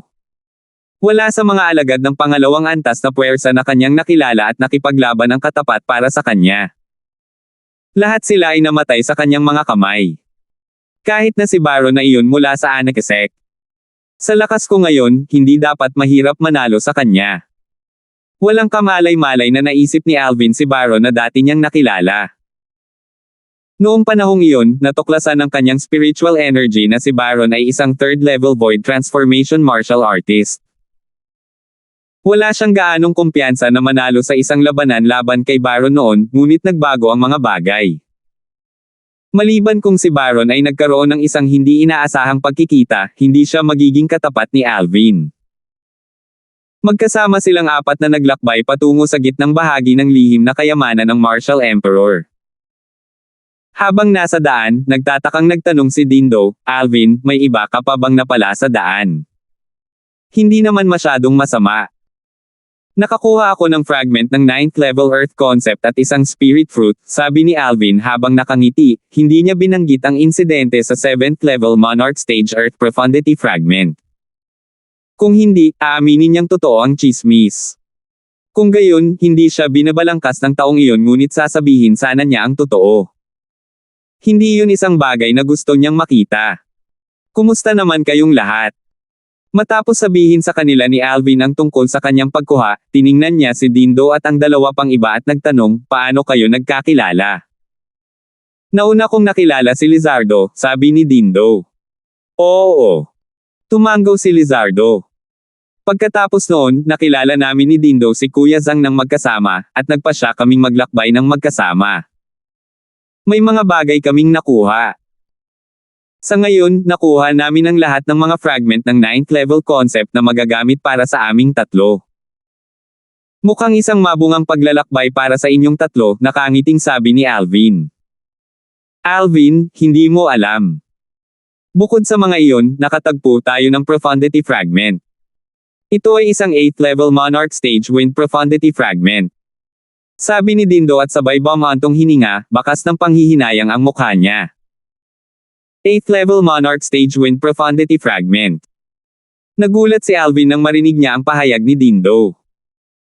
Bagamat mayroon siyang Monarch Stage Wind Profundity fragment, isa lang itong 3rd level Monarch Stage Wind Profundity fragment. Ito ay hindi maihahambing sa isang 8th level Monarch Stage Wind Profundity fragment. Hindi mo nakuha lahat. Naningkit ang mga mata ni Alvin nang makita niya ang pagbuntong hininga ni Dindo. Nagtataka niyang tanong, dahil lahat kayo ay hindi nakakuha nito. Ibig sabihin ay mas malakas ang taong nakakuha ng profundity fragment na iyon. Pero bakit kanya pinakawalan? Hindi ba siya nag-aalala na magkalat kayong lahat na nakakuha siya ng profundity fragment? Gusto niya kaming patayin, pero unti-unti kaming nakatakas. At saka, parang wala siyang pakialam sa pagpapakalat namin ng balita na nakakuha siya ng profundity fragment, sabi ni Sandro na may mapait na ngiti.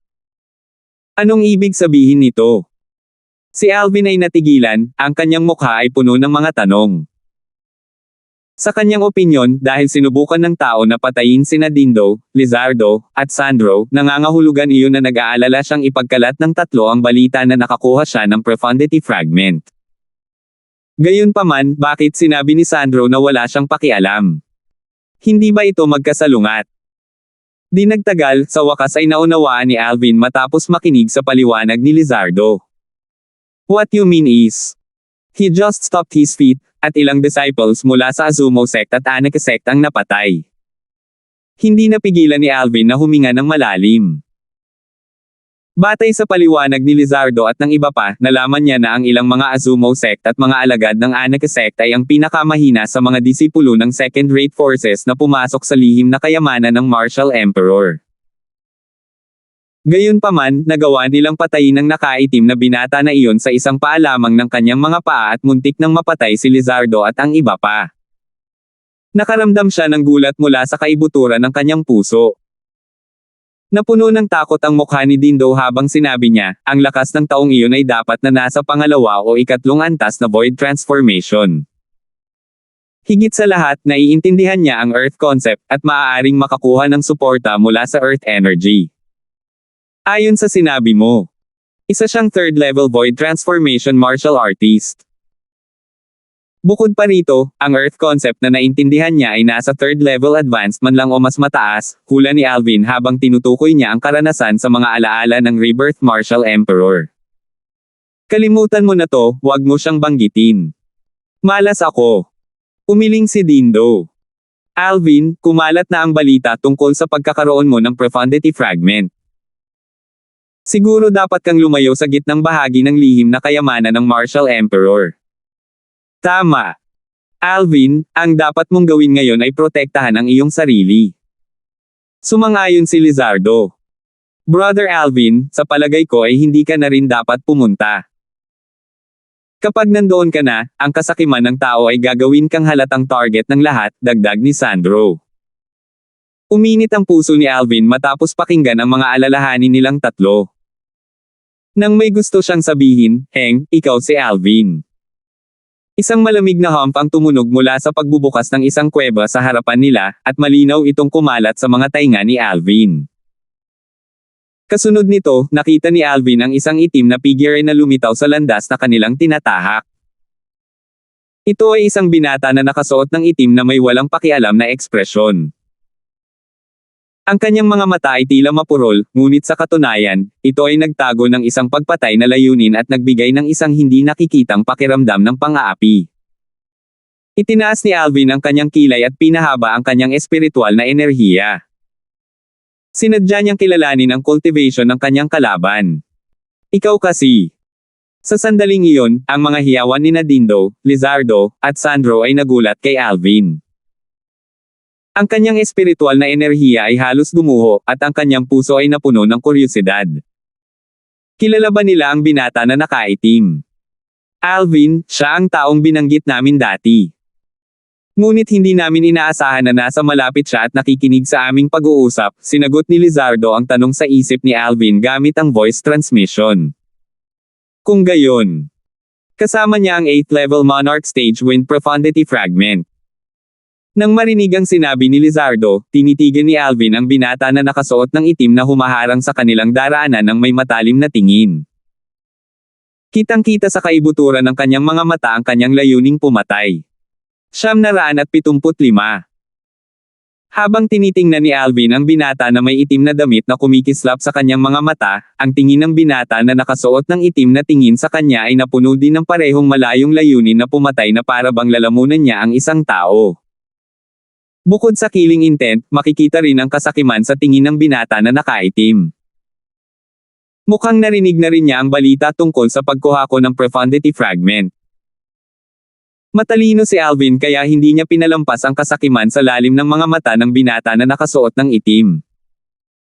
Sa isang pintig lang ng kanyang puso, mahina siyang nakagawa ng conclusion. Kasabay nito, pinalawak ni Alvin ang kanyang espiritual na enerhiya at agad na sinisiyasat ang cultivation base ng nakaitim na binata. Agad na nanliit ang mga mata ni Alvin matapos niyang matuklasan ang cultivation base ng nakaitim na binata. Hindi ko ini-expect na makakasalubong ko ulit kayong tatlo. Maswerte kayong tatlo noong nakaraan kaya't iniligtas ko ang buhay ninyo. Gayunpaman, sa pagkakataong ito maaari kayong mamatay ng magkasama dahil kakampi kayo ni Alvin. Ang malamig na tingin ng nakaitim na binata ay dumapo kay Alvin saglit bago tumangay kina Dindo, Lizardo, at Sandro. Ang kanyang tono ay malamig at malayo. Sa sandaling lumabas ang mga salita sa kanyang bibig, itinaas ng binata na nakaitim ang kanyang paa. Ang origin energy sa kanyang paa ay tumaas bago sumanib sa Earth concept at nag-transform sa isang bulk zone ng malawak na kaki energy na malakas na bumagsak sa lupa. Bam! Isang malakas na ingay ang umalangaw-ngaw sa hangin, niyanig nito ang buong kuweba habang ang lupa ay nanginginig, at ang mga bundok ay umuuga. Isang kahindik-hindik na bitik ang kumalat sa ilalim ng mga paa ng binata na nakasuot ng itim at patuloy na kumalat sa 4 na bitik, patungo sa kung saan nakatayo sina Alvin, Dindo, Lizardo, at Sandro. Ang bilis ng pagkalat ng mga bitik ay kasing bilis ng kidlat, napakabilis nito na talagang nakakatakot. Biglang bumungad kay Dindo, Lizardo, at Sandro ang takot. Sa sandaling ito, malinaw nilang naramdaman na ang pag-atake na inilunsad ng binata na nakaitim na lalaki ay higit sa 50% na mas malakas kaysa sa pag-atake na ginawa niya dati. Mukhang nagpigil siya last time. Sabay-sabay na sumagi sa isipan nilang tatlo ang ideyang ito. Gayunpaman, sa sandaling ito, 3 bitik na naglalaman ng nakakapagpalusog na enerhiya ang lumabas at dumating na sa harap nila. Iniwan sila nito na walang oras para lumaban o tumakas. Sa loob ng ilang sandali, bumangon ang kawalan ng pag-asa mula sa kaibuturan ng kanilang mga puso. Mamamatay na ba tayo ngayon? Sa isang iglap, bahagyang lumabo ang 3 pares ng mga mata. Boom! Boom! Boom! Sa krusyal na sandali, 4 na malalakas na putok ang sumabog at malinaw na pumasok sa kanilang mga tainga at ginising sila mula sa kanilang mga ulirat. Sa sumunod na segundo, nakita nila sa kanilang mga mata na ang tatlong karumal-dumal na bitek na naglalaman ng kakilakilabot na enerhiya na kumalat patungo sa kanila ay pinigilan ng mas malakas na puwersa sa loob ng isang talampakan mula sa kanila. Bukod sa tatlong bitek na gumapang patungo sa kanila, ang bitek na patungo kay Alvin ay pinigilan ng mas malakas na puwersa. Ang taong gumawa ng hakbang ay walang iba kundi si Alvin. Walang nakapansin kung kailan, ngunit nakatayo na si Alvin sa ere. Sa kanyang lilang robe na lumilipad sa hangin, nagpakita siya ng hindi kapani-paniwalang matika sa kanyang magandang tindig. Walang laman ang kamay, nakatayo siya doon habang pinagmamasdan ang binata na nakaitim na kalmado na parabang hindi siya ang taong gumawa kanina. Nakatayo rin sa ere ang nakaitim na binata. Ang heaven and earth energy sa itaas ng kanyang ulo ay umikot at natipon sa 800 silhouette ng mga sinaunang may sungay na dragon na namimilipit habang bumababa, matingkad at masigla. Pangatlong antas na walang kabuluhang pagbabago.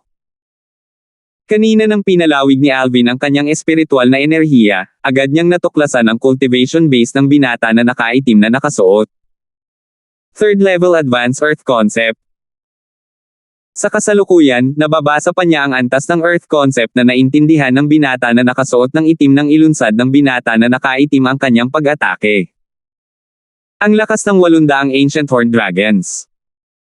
At ito ay bago niya hiramin ang earth energy by resonating with the earth gamit ang earth concept niya.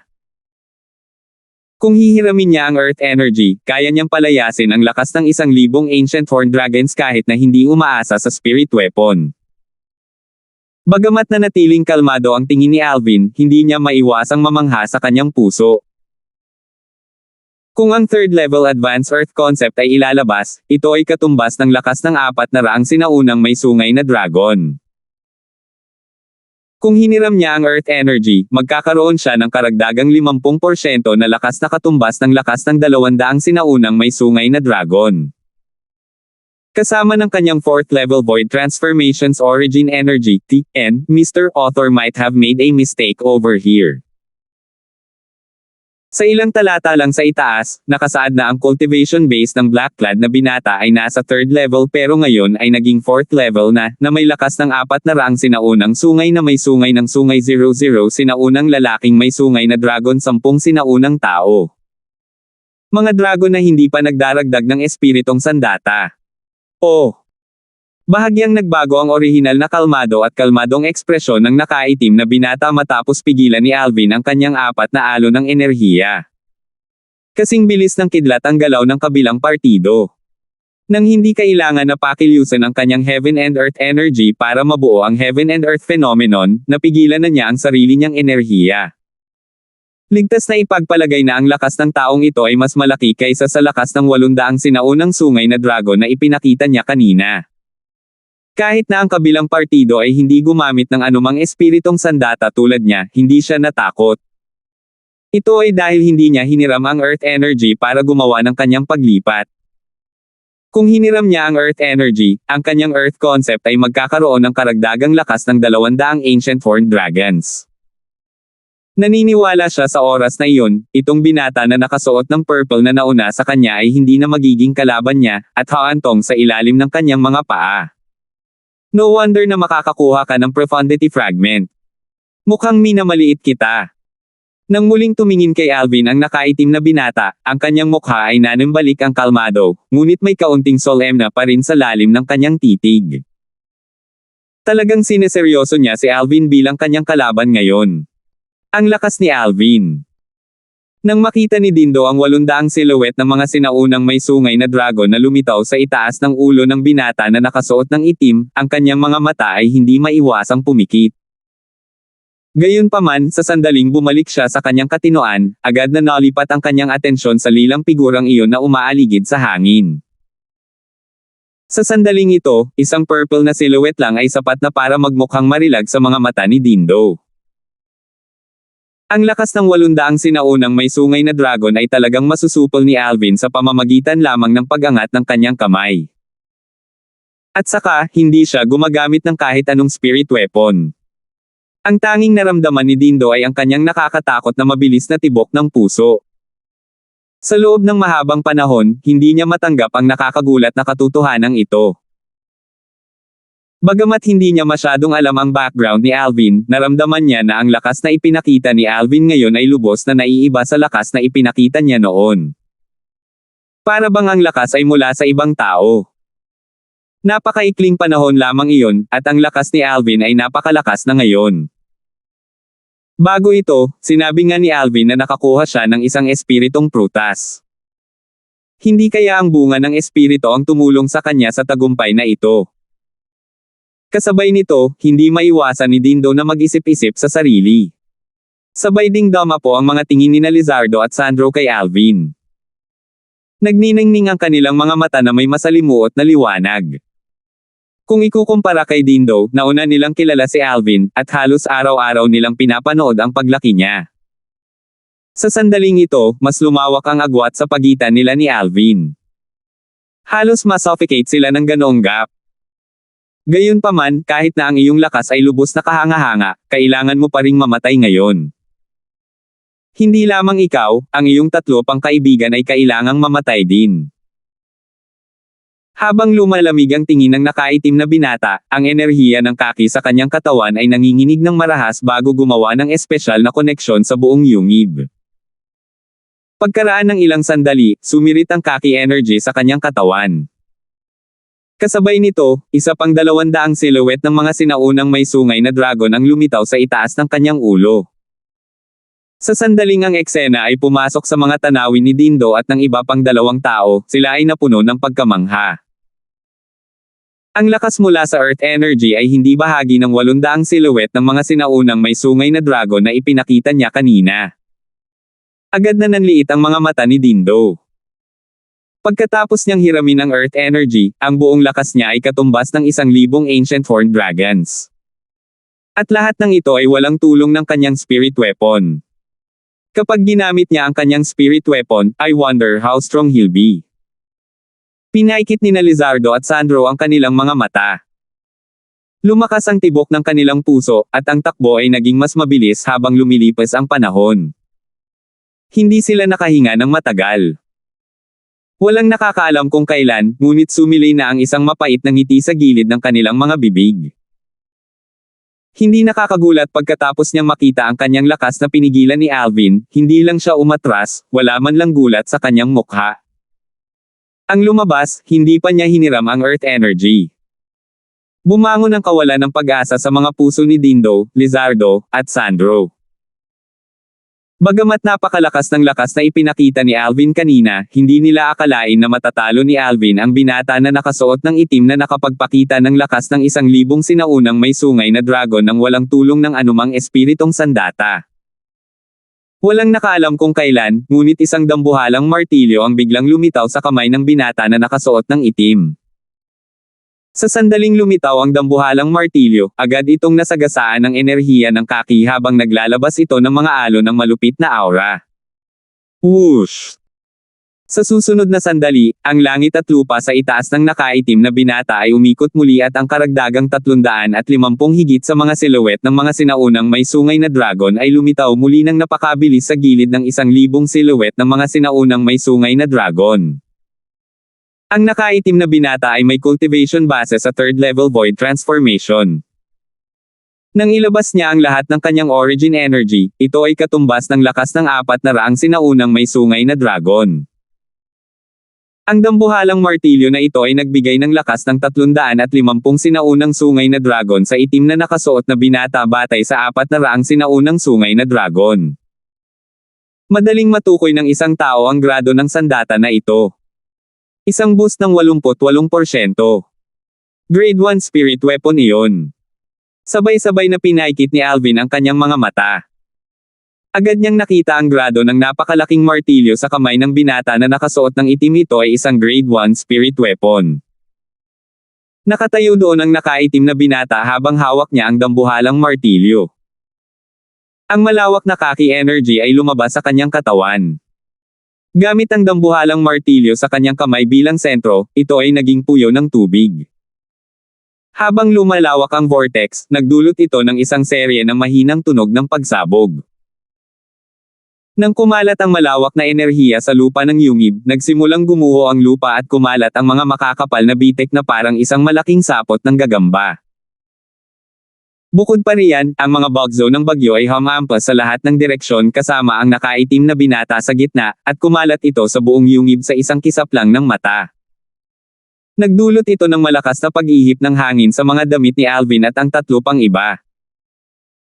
Umalis ka muna, hindi lumingon si Alvin, hindi nagmamadaling utos niya habang kalmado siyang nakatitig sa binata na nakaitim. Natural, ang pangungusap na ito ay hindi nakatutok sa binata na nakaitim.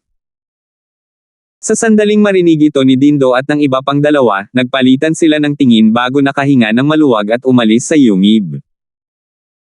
Nakatayo sila sa bakana ng yungib habang pinagmamasdan nila si Alvin at ang binata na nakaitim na nakasuot ng itim na nasa malayong lugar. Alam nila na hindi lang sila makakatulong kay Alvin sa harap ng malakas na binata na ito na nakaitim, baka maging pabigat sila sa kanya. Si Alvin ay nag-hover sa hangin. Nakaharap sa lalaking ito na nakaitim na nakasuot ng higit sa 1350 silhouette ng mga sinaunang may sungay na dragon sa itaas ng kanyang ulo, nananatili pa rin ang isang kalmadong tingin sa kanyang mukha habang walang pakialam na nagtanong, ikaw ay isang disipulo ng North Nether Sect. Dati, narinig niya mula kay Dindo na ang lalaking nakaitim na ito ay hindi man lang nagpapindot ng pilikmata nang patayin niya ang mga disipulo mula sa Aneka Sect at Azumo Sect. Dahil sa kadahilanang ito, ang taong ito ay malamang na hindi isang disipulo ng Aneka Sect o Azumo Sect. Salamat po at sinamahan ninyo ako, ingat lagi mga master.